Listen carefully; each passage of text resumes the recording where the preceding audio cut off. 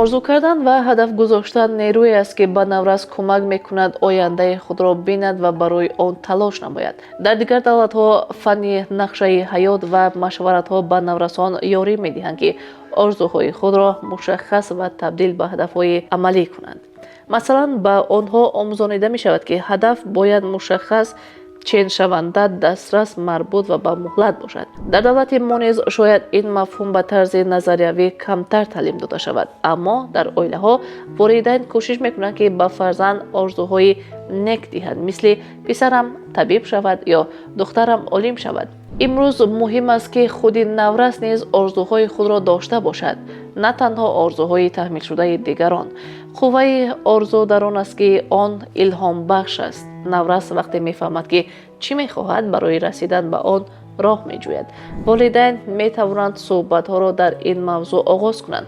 то калон шавӣ кӣ шудан мехоҳӣ? чаро маҳз он?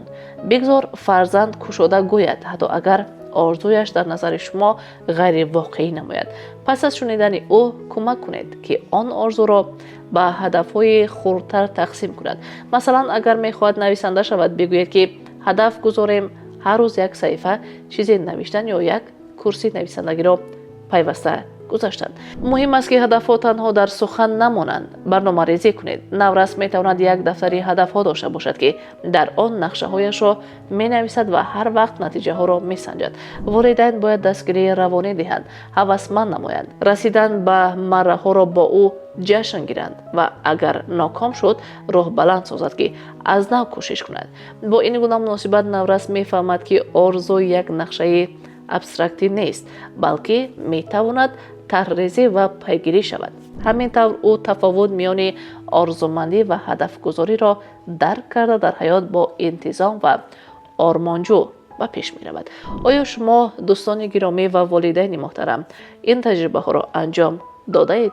лутфан шарҳи хешро ба мо ирсол намоед. сарпарасти барномаи мо ширкати Линдавид мебошад.